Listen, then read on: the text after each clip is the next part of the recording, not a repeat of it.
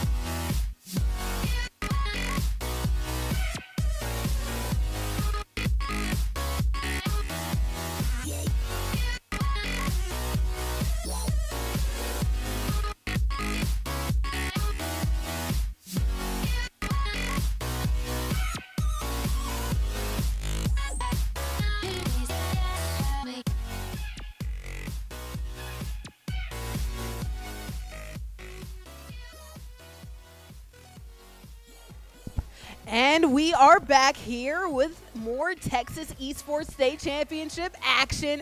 We have another Marvel's Rivals matchup going to come up very soon. We have the red team, Lion's Claw, and we have the blue team. Coming on in is Aldine. So we've actually seen Aldine in previous years, Captain Atsoka. So I'm very excited to see what they bring to the Marvel's Rivals side, because we've seen them in other hero shooter action. I think that we've also seen them in some Val action, maybe some Overwatch action. So let's see how things go in a brand new game for them.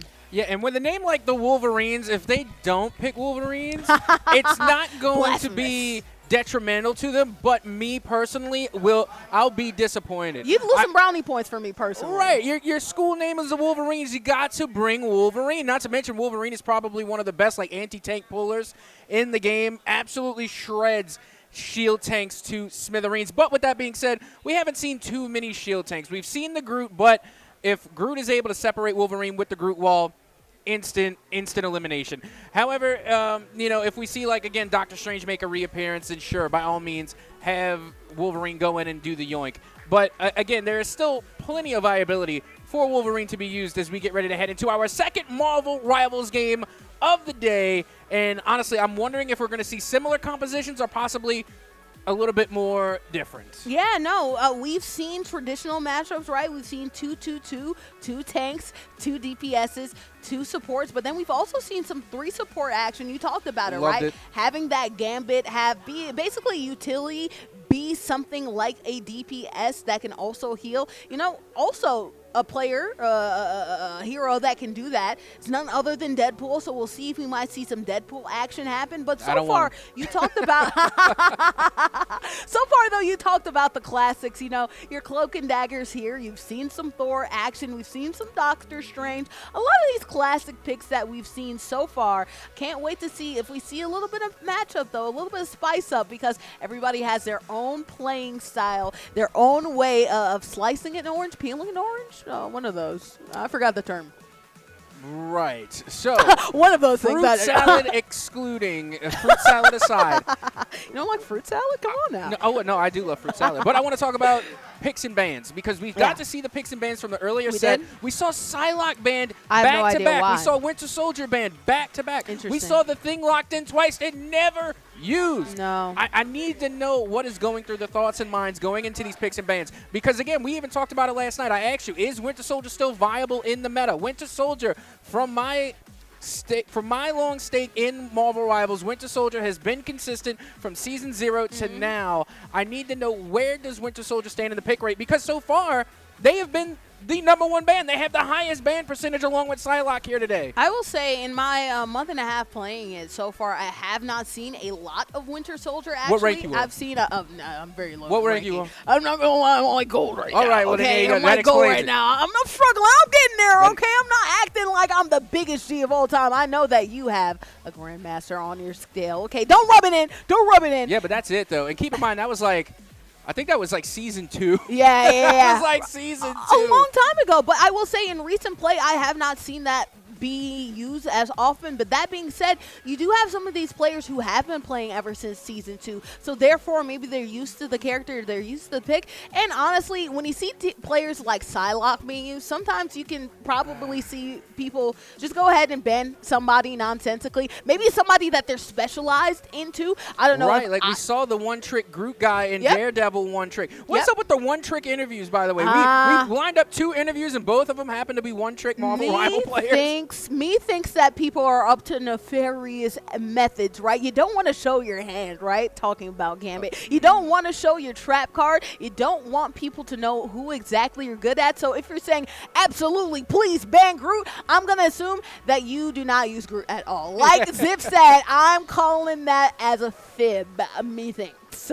Yeah, no, that definitely makes a lot of sense. But I'm just like a sucker for the meme, so I would just like ban Groot anyway. Or they could be doing the double bluff, expecting you to think that they're lying when really they're telling the truth. Yeah. It's like, if he was telling the truth, he wouldn't have told us. Unless, of course, he told you the truth, knowing fully. He's like, unless, of course, he knew you wouldn't believe the truth, even if he told it to you. Who is telling the truth and who is not, right? Some of these are mind games. These interviews aren't necessarily all the truth. Obviously, the interviews from the parents, I think they are for real. They'll support their child. They're there and they're excited to be here. But obviously, when you talk about who picks who and who gets who, when it comes to a game that does include bans, you don't want to go ahead and make sure that you accidentally say your best character, because if your best character is banned, then you do have to go with your backup character. But if you're anything like the last team, maybe your backup character is somebody like Punisher, and you can punish them either way.